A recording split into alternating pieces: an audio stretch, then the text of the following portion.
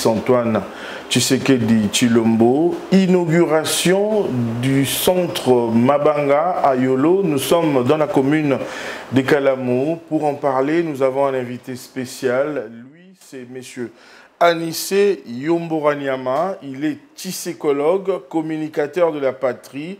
C'est lui qui a travaillé sur ces 10 stratégies pour consolider les acquis.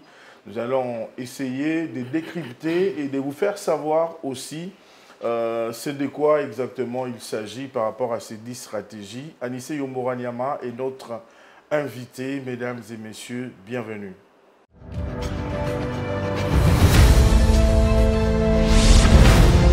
Merci beaucoup, monsieur Anissé Yomboranyama, d'avoir répondu à notre invitation. Bonjour. Bonjour, monsieur Aimé Mutombo. C'est un plaisir pour moi de prendre part à cette émission que j'ai toujours suivie, qui a beaucoup d'audience.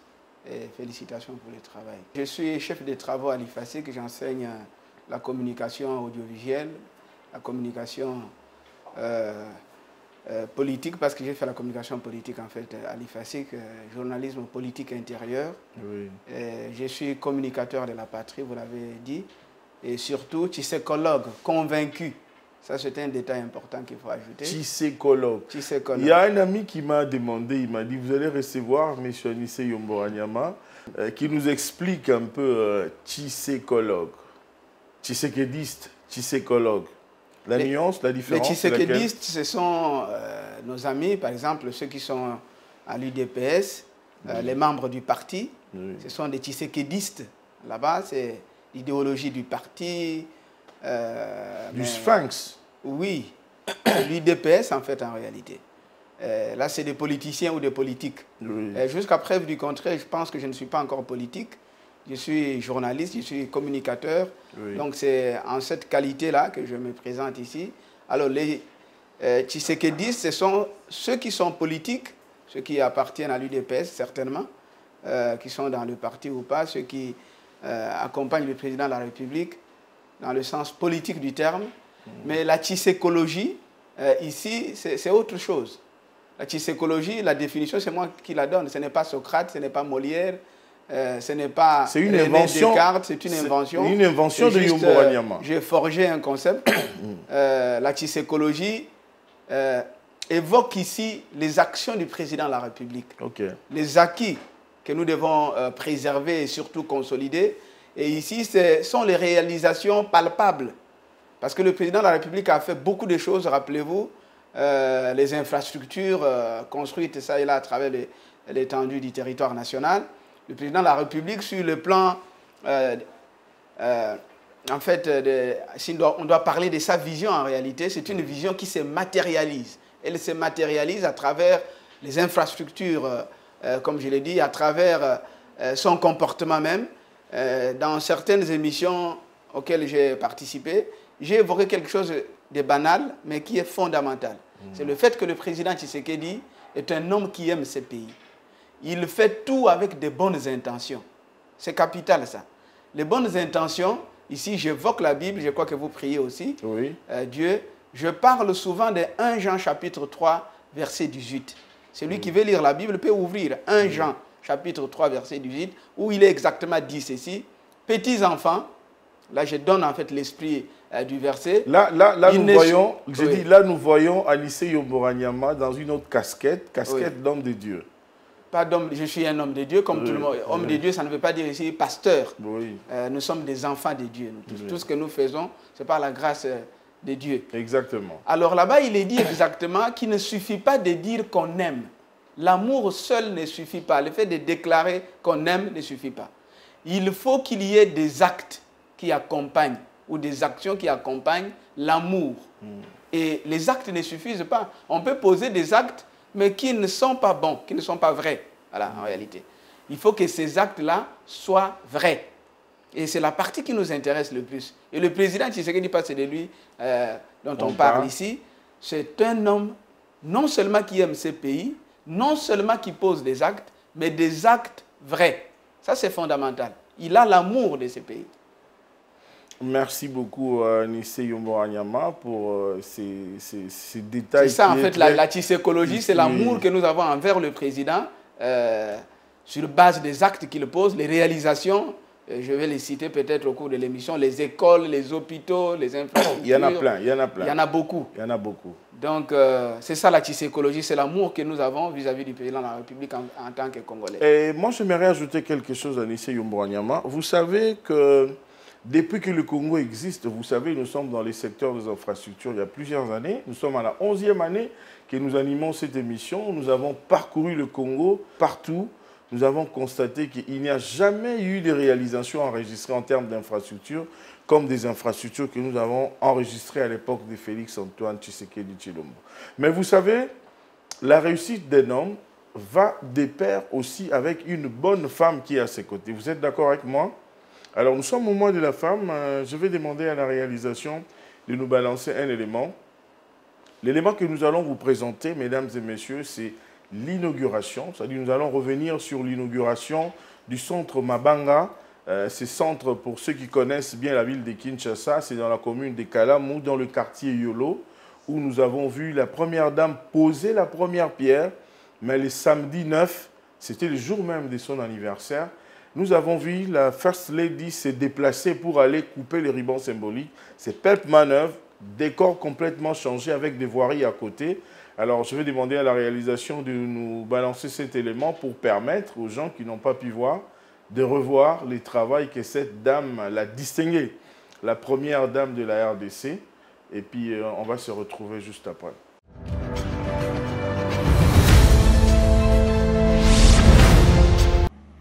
Un autre avenir pour les enfants drépanocytaires du Congo et de Kinshasa en particulier pointe à l'horizon. C'est l'assurance qu'on peut avoir dès l'entrée au centre de médecine mixte d'anémie SS, communément appelé Centre Mabanga. Inauguré ce 9 mars par la First Lady Denise Nyekeru Tshisekedi, l'hôpital porte désormais une nouvelle robe, la plus belle. Tout a été refait, de la salle d'attente en passant par la salle des soins, d'opération à celle d'hospitalisation qui double sa capacité d'accueil avec 120 lits.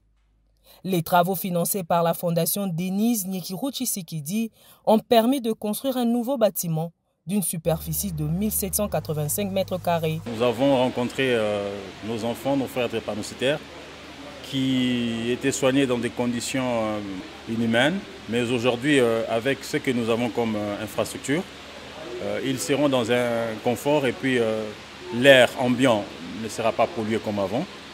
Et ils auront des soins de qualité. Comme une maman, elle n'a pas supporté les cris et pleurs incessants des enfants drépanocytaires. Non pas seulement des enfants drépanocytaires et des personnels du SEMAS aussi. Et c'est comme ça qu'elle a été touchée et accepté volontairement de venir en aide pour nous construire ces beaux bâtiments. Cette réalisation vient apporter une réponse à la question de la prise en charge des malades drépanocytaires, caractérisée depuis toujours par l'absence criante d'une structure adéquate de prise en charge répondant aux normes internationales. Au nom du gouvernement congolais, les ministres de la Santé publique et celui de la Recherche scientifique ont salué le leadership de la Première Dame dans la prise en charge des personnes vulnérables avant de lui promettre l'accompagnement du gouvernement de la République. C'est le 10 février 2023 que l'épouse du chef de l'État avait posé la première pierre des travaux de réhabilitation et de rénovation de ce centre. La fondation Denise Nyekeru Tshisekedi, qui a fait de la lutte contre la drépanocytose l'un de ses piliers dans l'axe santé de sa vision, appuie régulièrement le centre Mabanga avec des produits pharmaceutiques et matériels. La fondation DNT va inlassablement continuer sur cette lancée. Par rapport à la tarification, le centre va continuer à fonctionner comme il fonctionnait avant. Mabanga sera aussi parmi les hôpitaux qui vont recevoir les femmes dans le cadre du programme de la gratuité de la maternité. Et donc, j'ai plutôt tendance à dire que les coûts vont baisser que augmenter. Une inauguration qui intervient un jour spécial pour la Première Dame de la République, celui de son anniversaire de naissance.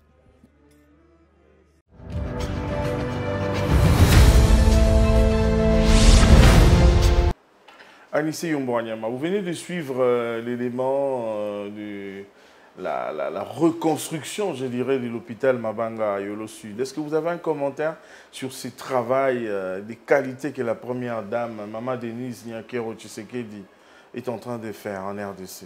Merci beaucoup, M. Mutombo. Je voudrais saluer ici les œuvres éloquentes d'une dame qui ne parle pas beaucoup, mais qui pose des actes. Parce que les actions parlent mieux que le verbillage. J'ai vu Madame Denise Nyakero arriver, je dirais au pouvoir, si vous l'acceptez, parce que son mari est arrivé au pouvoir. On a vu une dame à côté du président de la République. Et comme tout le monde aime le dire, qui trouve une femme trouve le bonheur. Je crois que le président de la République, Félix-Antoine Tshisekedi Tshilombo, que je qualifie de président inoxydable. Inoxydable, c'est-à-dire un président inaltérable.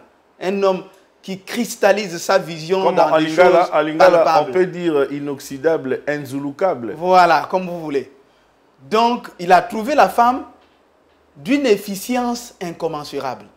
Madame Denise Nyakero n'est pas une femme qui fait la communication ostentatoire. Moi, j'enseigne la communication à l'université. Quand je parle d'une communication ostentatoire, c'est une communication exhibitionniste qui ne porte sur rien du tout. Une communication non fondée, aléatoire. Elle est incertaine parce qu'il n'y a pas quelque chose de tangible. Mais cette femme est d'une humilité que je ne peux pas qualifier. Elle est simple. Vous n'avez qu'à l'écouter comment elle parle. Elle parle bien le français, elle maîtrise l'anglais. C'est une femme efficace, proche du président de la République. Alors, je l'ai vue pendant la campagne électorale, lorsque le président sillonnait l'ensemble du territoire national, battre campagne, et chaque fois qu'elle prenait la parole, ce que j'aime, j'ai un professeur à l'université, chez moi à l'IFASIC, dont j'étais les noms, sinon les autres vont croire que c'est celui que j'aime le plus, qui disait ceci, M. Mutombo. Dans le discours, que ce soit un discours politique ou à l'église, chaque fois que nous parlons, nous déclenchons les mécanismes de l'énonciation, il y a quelque chose de fondamental qu'il faut retenir. Ce n'est pas le fait de hausser la voix, ce n'est pas le fait d'être péremptoire qui compte. Mais ce qui compte lorsqu'on communique, c'est deux choses. D'abord, la cohérence et la pertinence. C'est une femme, chaque fois qu'elle prend la parole en public, partout où je l'ai suivie, elle est très cohérente, elle est très pertinente. Et vous sentez qu'elle est d'une douceur que je ne peux pas décrire. Voilà, apparemment pour moi, elle est née première dame en réalité. C'est des choses que nous n'avons pas vécues dans ces pays ou en Afrique. Elle fait partie des femmes rares, des premières dames efficaces auprès de leur mari, ici en Afrique, et je dirais même dans le monde. Et puis, le président Tshisekedi lui-même, il faut voir comment il se comporte. C'est un homme d'une humilité que vous ne pouvez pas comprendre, même face à ceux qui, par moments, pensent qu'il est distrait. Mais chaque fois qu'il réagit, c'est de manière spontanée, de manière automatique, et il n'est jamais distrait. Moi, j'ai étudié le président de la République depuis sa prise en fait, depuis qu'il est arrivé au Palais de la Nation. Au début, même lorsqu'il a annoncé les déboulonnages du FCC, mais personne n'y croyait. On croyait qu'il était distrait, mais à un moment donné, on était tous surpris que c'est un homme décisif. Il n'est pas velléitaire. Les velléitaires, ce sont des gens qui prennent des décisions, mais sans savoir pourquoi la décision est prise, et parfois on ne va pas jusqu'au bout. Mais laissez-moi cristalliser Madame Nyakero positivement. Mais cette femme, contrairement à ce que l'on pensait, parce que c'est le djalléloïsme en Afrique, particulièrement en République démocratique du Congo, on croyait qu'elle était superficielle. Non, elle n'est pas une femme superficielle. On a vu Madame Nyakero remettre des prix, il y a des bourses. Avec le programme Excellencia. Oui, Excellencia. J'ai vu des jeunes Congolais prendre, en fait, bénéficier de bourses et aller faire des études là où ils ne pouvaient pas rêver. Ça, c'est la première chose. Et la fondation est de plus en plus efficace à travers ses réalisations, notamment l'hôpital que nous venons de découvrir aujourd'hui. Il y a tellement de choses qu'on ne va pas citer ici. De l'autre côté, son mari travaille par rapport à la gratuité, mais elle a un programme très exceptionnel, excellent, c'est-à-dire qui suscite l'émulation et qui stimule aujourd'hui aux élèves de mieux travailler pour obtenir la bourse. Donc c'est quelque chose à féliciter. Alors il ne faut pas oublier... Et surtout, M. Anissé, il a inauguré cet hôpital, c'était le jour de son anniversaire, le 9 mars. Alors, Maman Denise, bon anniversaire et que l'Éternel vous garde. C'est vrai, nous sommes toujours au mois de mars, c'est le message que j'aimerais adressé à notre première dame, que nous appelions affectueusement Maman Denise Nyakero Tshisekedi. Oui, vous pouvez continuer. Merci beaucoup. Et là, nous sommes en train, parce que moi, je n'ai plus honte de me présenter comme communicateur de la patrie et puis tshisekologue. Donc là, je vais entrelacer ce que nous venons de voir, Maman Denise, à travers les inaugurations de ce genre d'ouvrages et la véritable tshekologie, donc les réalisations du président de la République. Avant que nous commencions à aborder les choses en profondeur, en une minute, comme ça, nous allons entrer dans le dit stratégie. Je voudrais ici tirer la sonnette d'alarme. Parce que de plus en plus dans notre pays, on pense que chaque fois qu'un Congolais prend la parole pour parler positivement du président de la République ou de sa femme ou des autres autorités, vous êtes un turiféraire, vous êtes un flatteur. Vous cherchez des postes. Ce n'est pas normal ça. Et déjà quelqu'un comme moi, regardez-moi droit dans les yeux, M. Mutombo, je ne suis pas un flatteur. Moi, je parle des choses que je peux toucher. Et ici, la communication que nous faisons, c'est une communication basée sur une théorie communicationnelle qui existe, sur un paradigme qui prend en compte tout, un paradigme holistique. C'est la perceptibilité. Ici, ce n'est pas la simple visibilité. Le président Tshisekedi, nous pouvons les toucher, nous pouvons l'écouter, nous pouvons les voir, nous pouvons les sentir. Comment? Donc, tous les sens sont pris en compte à travers ce qu'il fait. C'est un homme qui parle. Certains disent non, il parle beaucoup. Non. Les Congolais, nous sommes parfois compliqués. Hier, nous avions un président, je ne lui en veux pas, qui ne parlait pas beaucoup. Et nous disions qu'il ne parlait pas. Il ne parlait pas, il était taciturne. Mais aujourd'hui, nous avons un président qui parle. Nous ne voulons plus du président Tshisekedi parce qu'il parle beaucoup. Mais finalement, qu'est-ce que nous voulons? De celui qui ne parlait pas ou de celui qui parle? Donc, bref, c'est pour dire, soyons sérieux. Moi, je peux vous parler de moi un peu pour faire comprendre aux gens pourquoi aujourd'hui je parle du président Tshisekedi. Je le connais depuis des années. J'avais une émission politique ici qui s'appelait Les 4 vérités. J'ai eu à recevoir le président de la République et bien d'autres acteurs sur la scène politique. Mais c'est un homme dont l'humilité ne s'est pas estompée. C'est la même humilité jusqu'à ce qu'il devienne président de la République. Il n'a pas changé. Et moi, je ne peux pas flatter le président Tshisekedi. Je parle des choses qu'il fait. Des réalités. En quelques temps seulement, en si peu de temps, c'est ça les acquis qu'il faut préserver, qu'il faut consolider. La construction des aérogares, des très belles aérogares. J'étais à Boende. Vous allez à Kolwezi, dans la province, au Lualaba. Des belles aérogares en si peu de temps. Oui, le président Tshisekedi, je voudrais juste dire quelque chose là avant. Il n'a pas travaillé pendant 5 ans. Le président Tshisekedi n'a eu que 2 ans et demi. Le 2 ans et demi d'avant, c'était avec le FCC. Des chamailleries inutiles. C'est à partir du moment où le gouvernement Sama Lukonde arrive au pouvoir que le président Tshisekedi commence véritablement à travailler pour son pays. Donc, s'il doit être coté, c'est pendant 2 ans et demi. Alors, lorsque vous regardez de près, on parlera certainement des 145 territoires, le travail qui a été abattu est tout simplement époustouflant en si peu de temps. Donc, je voudrais que les gens nous excusent. Lorsque nous vantons le président de la République, nous les vénérons positivement.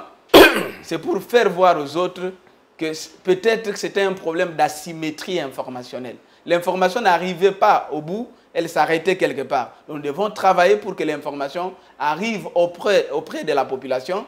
Et évidemment, je crois que les élucubrations fantasmagoriques vont prendre fin.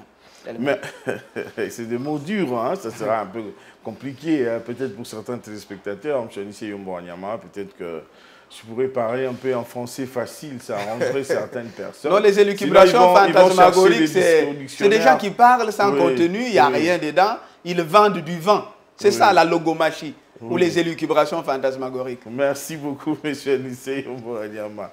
Au fait, nous allons maintenant parler des 10 stratégies pour consolider les acquis. Qu'est-ce qui vous a poussé d'abord d'entrée de jeu à composer ces 10 stratégies pour la consolidation des acquis? Et puis, faites-nous un peu une brève lecture sur ces 10 stratégies que nous avons ici pour la consolidation des acquis. N'oubliez pas que pendant la campagne, le président a mis en exergue 6 axes sur base desquels il allait gouverner la République durant son second quinquennat. Et je suis parti de là. Mes 10 stratégies, d'ailleurs, je dois vous dire que c'est simplement à titre indicatif. parce que je peux aller au-delà. Au-delà des 10. Très bien. Mais pour ne pas perdre de temps, je vais circonscrire en me focalisant sur quelque chose de fondamental. Il y a des gens qui ont l'habitude ou la propension à poser la question de quoi souffre la République démocratique du Congo. Oui. En réalité, cette question-là, moi je dis toujours qu'elle est mal posée. La République démocratique du Congo en tant que pays, une nation forte au cœur de l'Afrique, n'est pas malade. Notre pays n'est pas malade. Oui. Mais c'est plutôt l'homme congolais qui est malade. C'est l'homme qui pose problème. En d'autres termes, si alors on doit laisser ceux qui veulent poser cette question la poser, de quoi souffre la RDC? La RDC souffre de l'homme. Monsieur Mutombo, je peux vous dire la vérité, maintenant, tant que nous n'investirons pas dans l'homme, il n'y a rien qui arrivera. Et là, je suis en train, la meilleure façon pour moi de motiver les 10 stratégies, c'est de parler de la première. Parce que la première, en fait, est la plus importante pour moi. C'est quoi ma première stratégie? Privilégier la méritocratie dans le choix des animateurs à tous les niveaux, en investissant dans le capital humain. Ça, c'est fondamental. Je suis d'accord avec vous, monsieur. Ça, c'est fondamental, oui. Parce qu'aujourd'hui, personnellement, moi, Aimé Mutombo, je condamne aussi des types de gouvernement, des partages de pouvoir par rapport aux partis politiques. Très bien. Pendant que nous pouvons voir, je suis d'accord avec vous là, on peut prendre un économiste pour lui mettre à la tête des infrastructures, par exemple, diriger une structure qui est quasiment technique, au nom des partis politiques et des partages de pouvoir. Voilà. Donc il faudrait des technocrates, l'homme qu'il faut à la place qu'il faut. Le président de la République a dit lors de son discours d'investiture au stade des Martyrs qu'il allait briser toutes les erreurs du passé. C'est ça que nous attendons. Moi, je ne suis pas venu seulement pour le flatter, c'est pour lui dire la vérité en face. Là, je parle à la caméra, le président est derrière la caméra, comme tous les autres téléspectateurs. Oui. Donc, il est un homme intrépide. Un homme intrépide, c'est celui qui n'a pas peur. Cette fois-ci, la démocratie, je vais vous décevoir, la démocratie est l'antonyme de la méritocratie. C'est-à-dire le contraire. Là où il y a démocratie, il n'y a pas nécessairement méritocratie. Mais je voudrais que le président inverse la tendance. Parce que le pouvoir qu'il a aujourd'hui pour les 5 ans qui lui restent, c'est un pouvoir qui doit choisir entre le fiasco et la réussite. Mais je pense qu'il va travailler pour la réussite. Et s'il veut travailler pour la réussite, il doit se débarrasser de tous ces flatteurs, surtout des politicards. Parce qu'il y a une différence entre un politique ou politicien et politicard. Le même personne que nous avons vu des années et des années. C'est comme si même au sein de leur parti politique... Et puis c'est devenu comme une carrière. Oui, il n'y a pas d'autres personnes qui peuvent représenter, travailler pour le pays. Si on a besoin d'un ministre des infrastructures et que dans le parti politique qu'on a choisi, pour les partis auxquels on veut employer ce poste, si le président fondateur, comme vous les appelez, des concepts bidons, si le président fondateur où l'autorité morale ne remplit pas les critères, le président doit choisir dans ce parti-là l'homme qui remplit les critères. Au cas contraire, nous serons totalement à côté de la plaque. Il y a beaucoup de techniciens. C'est ça la méritocratie dont nous parlons. Investir dans l'homme, c'est très important. Très important. Le capital humain, ça veut dire que même dans les cabinets ministériels, il faudra que l'on choisisse les meilleurs. Alors je vais donner un petit exemple que j'ai donné dans les autres médias. Je suis en train de ressasser les mêmes exemples. Le président Tshisekedi doit faire comme Olusegun Obasanjo, l'ancien président nigérian. Okay. En 2000, lorsqu'il est arrivé au pouvoir, Aliko Dangote, qui est le milliardaire, que vous connaissez bien. Il vient de mourir. Voilà. Vous avez Tony Olumelo, le patron de l'IBA, qui est sur 24 novembre. Mais ces gens-là n'étaient pas encore des milliardaires. C'est lui qui a fait d'eux des milliardaires. Donc le président de la République, moi je voudrais qu'il aille loin. Au lieu de parler de millionnaires, on peut faire des milliardaires ici en République démocratique du Congo. Il suffit, avec un peu de volonté. Regardez la Direction générale des impôts. Il y a là-bas ce qu'on appelle la DGE, la Direction des grandes entreprises. Il n'y a aucun Congolais qui a une entreprise au niveau de la Direction des grandes entreprises. Nous, qu'est-ce que nous faisons? Si vous trouvez 2 jeunes Congolais dans un coin avec des statuts, ou 3 en train de discuter, M. Mutombo, rassurez-vous qu'il y a 2 choses. Soit ils veulent créer une église, soit un parti politique. Mais c'est rare de trouver des jeunes Congolais en train de réfléchir sur la création d'une entreprise. Alors comment vous voulez qu'on se développe? C'est l'entrepreneuriat qui va booster ce pays, qui va booster la croissance économique. Mais si nous restons dans la création des églises, tout le monde devient prophète, on raconte des histoires, finalement on est à côté de la plaque. Le président doit nous aider à investir davantage dans l'entrepreneuriat. C'est ça qui permettra à la République démocratique du Congo de se développer.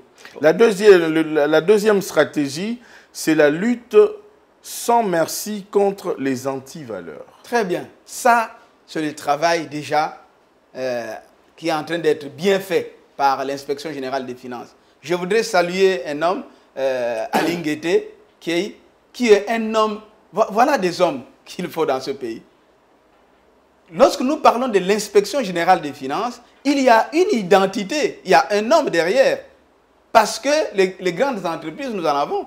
Mais si vous n'avez pas un leadership exemplaire, un leadership légendaire comme celui qu'incarne Alain Guetté, mais ça ne marche pas généralement. Parce que, comme nous le disons souvent, le poisson commence à pourrir par la tête. Mais l'IGF, aujourd'hui, ce n'est pas un poisson qui commence à pourrir par la tête, mais c'est une inspection qui renaît de ses cendres, qui ne renaît pas d'ailleurs parce qu'elle n'a jamais existé. Cette inspection-là, avant Alain Guetté, avant que le président de la République ne puisse redonner de l'espoir à la République en luttant contre la corruption particulièrement, pour instaurer la bonne gouvernance. Mais regardez comment Alain Guetté a mis de côté tous les prévaricateurs de la République. Mais malgré ça, Anissé Yomboranyama, Jules Alain Guetté, c'est l'homme à battre aujourd'hui. Il y a des gens qui tirent à boulet rouge. On tire à boulet rouge sur lui matin, midi, soir par des gens animés de mauvaise foi, des fils égarés de la République. Parce que vous parlez de Jules Alain Guetté, permettez-moi aussi de féliciter, de saluer ce travail vraiment que ces messieurs réalisent pour la RDC. Aujourd'hui, par rapport à la révisitation du contrat sino-congolais, la RDC a 7 milliards de dollars américains que le chef a décidé pour que ça aille au niveau des infrastructures. Mais regardez comment ces derniers temps, le complot des gens, il y a même certains confrères de la presse qui ont été achetés au moyen des billets verts pour tirer à boulet rouge sur Jules Alain Guetté. Qu'est-ce que nous devons faire? Pourquoi les Congolais ne saluent pas les personnes de bonne volonté qui travaillent pour l'intérêt de la République, comme nous venons de le citer ici, M. Jules Alain Guetté? Que faudrait-il faire? Alors, regardez l'exemple que vous donnez, par exemple, la SICOMIN. Vous savez que ce pays est resté tributaire de la volatilité des cours des matières premières pendant plusieurs années. Mais la SICOMIN, le contrat tel que ça a été signé autrefois par nos amis de FCC, mais j'avais bradé pratiquement tout ce qu'il fallait. Là où il fallait construire 32 hôpitaux, on n'a eu que l'hôpital du cinquantenaire. Là où il fallait construire des chemins de fer, rien n'a été fait. Il y avait beaucoup de choses en termes d'infrastructures qui devaient être construites. Parce que ce contrat, en fait, c'est un contrat minéré contre l'infrastructure, la construction des infrastructures. Mais aujourd'hui, avec le rééquilibrage fait par Jules Alain Guetté, la République gagne. Le chef de l'État gagne. C'est notre pays qui gagne. Et je vais ici dire quelque chose dont je n'aime pas parler souvent, mais j'en parle quand même. Oui, allez-y. Est-ce que vous savez que ce pays, contrairement à ce que l'on vivait autrefois, il y a une différence à donner entre la translucidité et la transparence. Les gens vont encore dire que je fais de l'agromologie. Non, ce n'est pas l'agromologie. La translucidité, c'est quoi? C'est l'impression apparente qu'on donne de la transparence. Mais en réalité, il n'y a rien qui est vu derrière. Mais aujourd'hui, depuis que le président Tshisekedi est au pouvoir, nous vivons la véritable transparence. C'est un bon signe pour dire qu'on commence à lutter contre les antivaleurs pour que la République puisse basculer, puisse migrer vers l'émergence. Et l'émergence dont je parle ici, votre émission, si je vois bien, c'est RDC, infrastructure et développement. Je vais vous dire quelque chose sur le plan économique.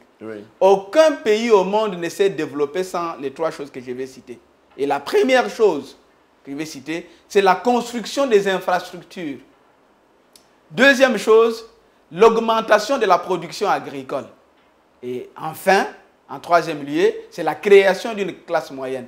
Donc, pour devenir un pays émergent, c'est ce que le président Tshisekedi va faire, il va inéluctablement placer la RDC sur la trajectoire des pays émergents. Et là, je vais encore dire quelque chose qui agace les gens. Félix Antoine Tshisekedi Tshilombo, depuis 1960 jusqu'à aujourd'hui, c'est le président le plus crédible, le plus politiquement correct, Comment? le plus bienséant. si je dois citer les réalisations qui sont les siennes. Il y a beaucoup de réalisations. Je vais citer une pour démontrer qu'il est véritablement le plus crédible. Regardez les centres financiers.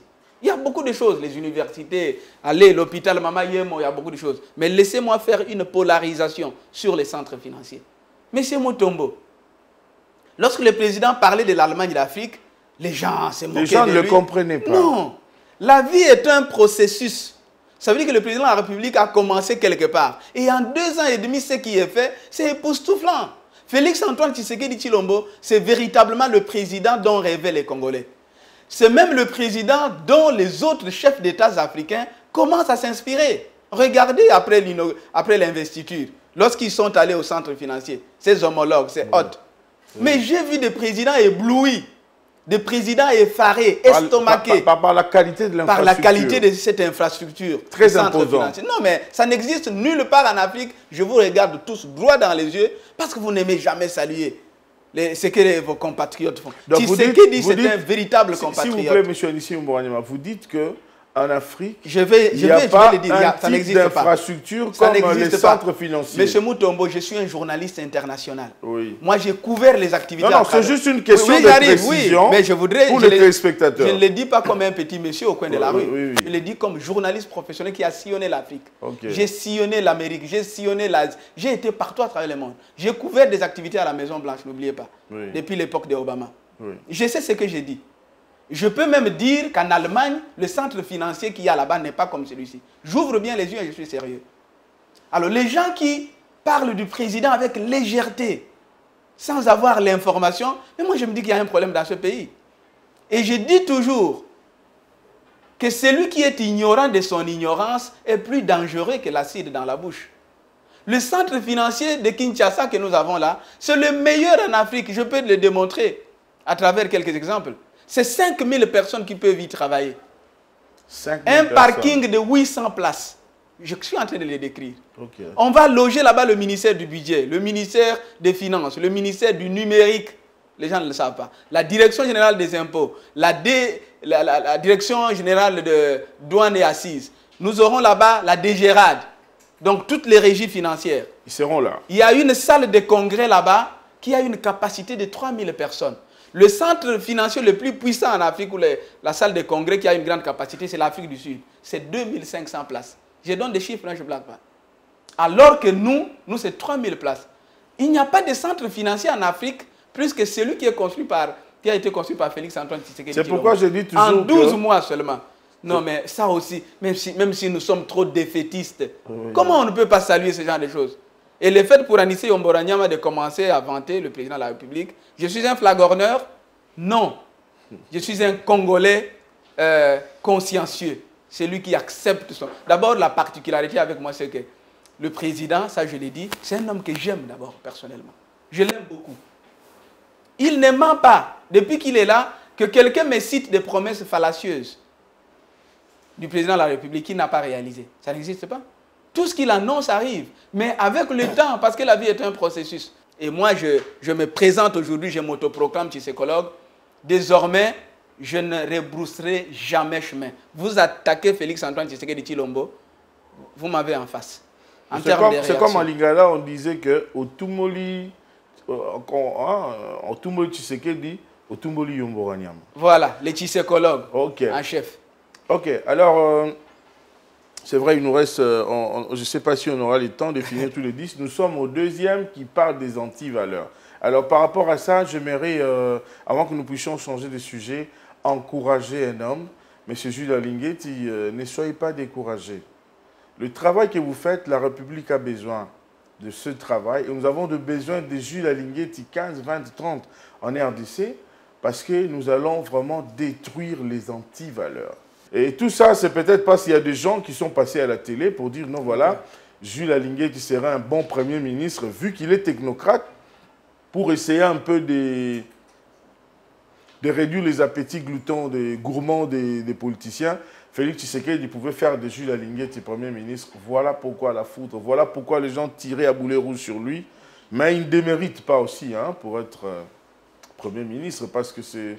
Bien que ça revient à l'UDPS, mais le chef de l'État peut aussi faire son choix pour dire que je peux choisir Jules Alinguet, c'est parce qu'il a réussi dans le travail de la lutte contre la corruption. Je referme la parenthèse, M. Anissé Yomboranyama.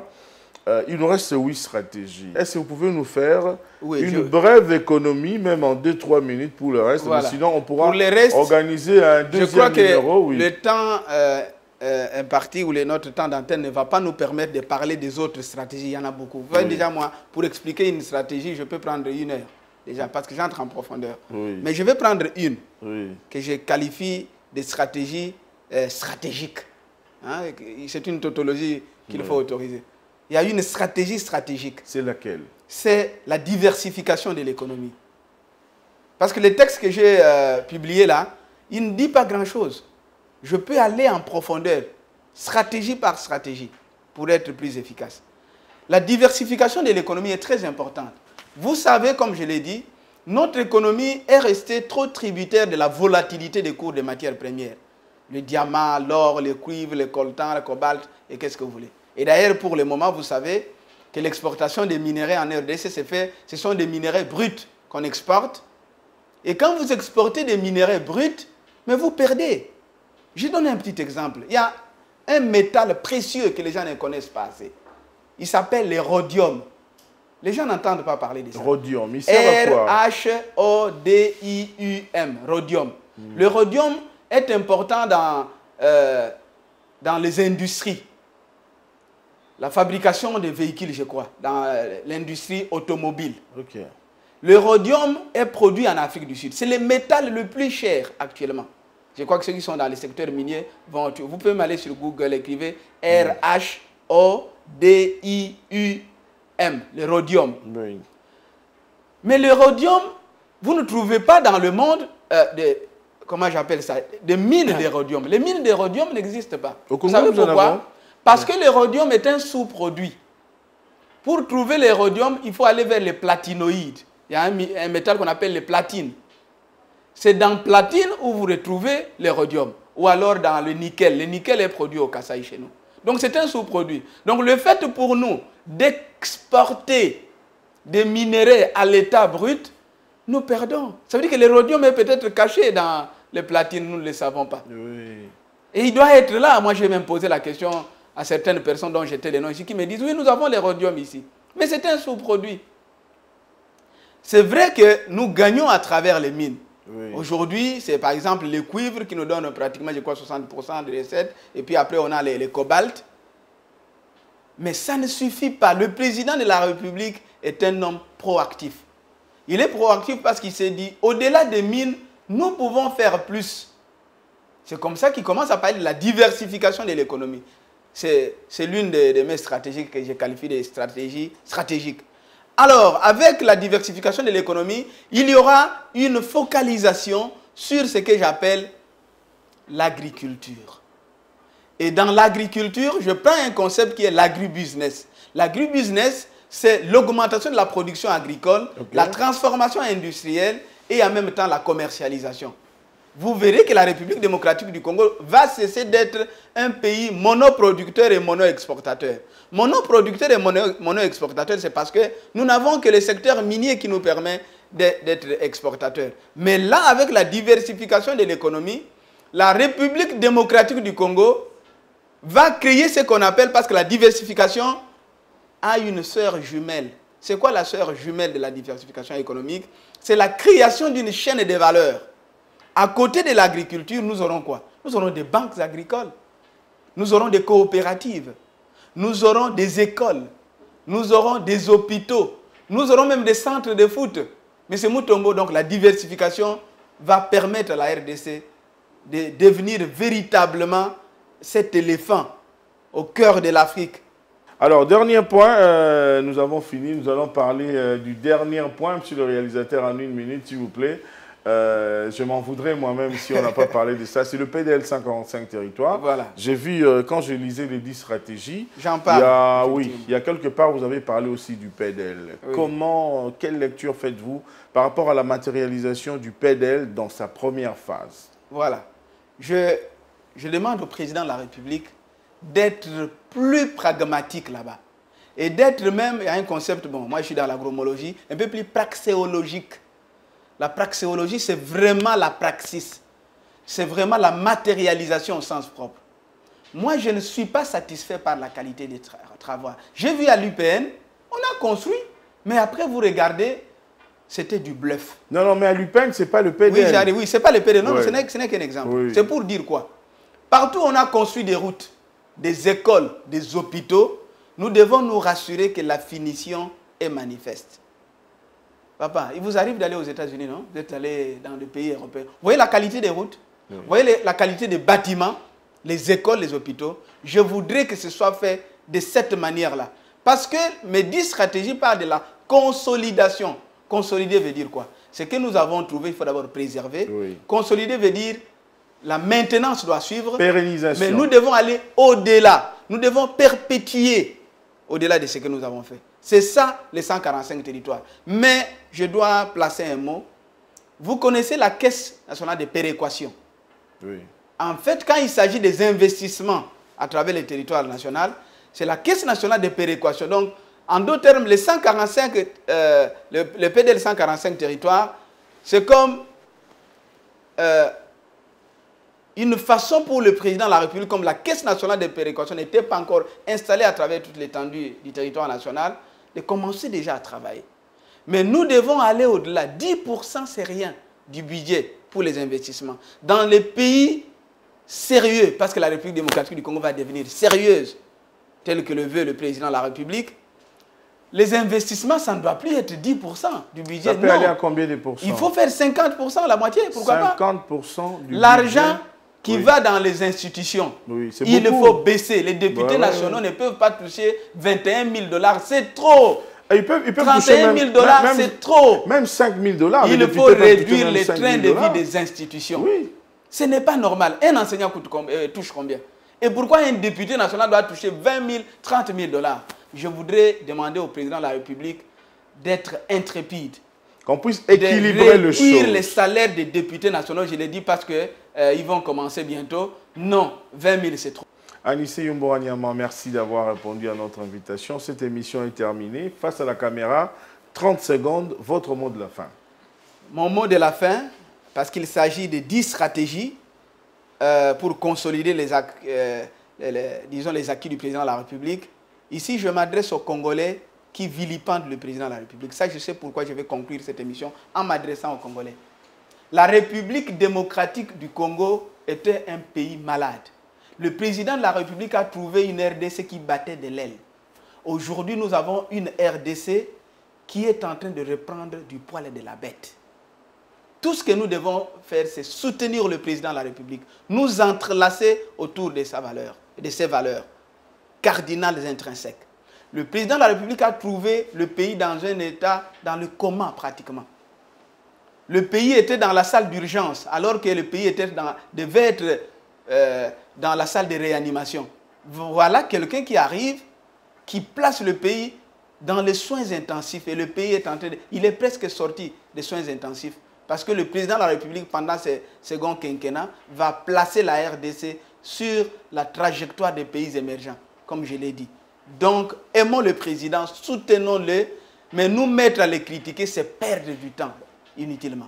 Merci beaucoup. Merci beaucoup, M. Anissé Yombo-Wanyama. À vous également, chers téléspectateurs, nous disons infiniment merci de l'attention particulière que vous nous avez accordée. Si vous nous avez pris en cours, je tiens à vous signaler que nous avons parlé des 10 stratégies pour la consolidation des acquis du président de la République, Félix Antoine Tshisekedi Tshilombo, lui qui a un grand souci, comme j'aime bien le dire, de transformer la République démocratique du Congo avec la construction, comme nous le voyons ça et là, des infrastructures, des bases et des qualités partout en RDC. Nous avons également parlé et nous avons présenté l'inauguration de l'hôpital Mabanga à Yolo Sud, par hôpital, les travaux qui ont été financés par la Fondation Denise Nyakero Tshisekedi, dirigée par la première dame, Maman Denise Nyakero Tshisekedi. Merci.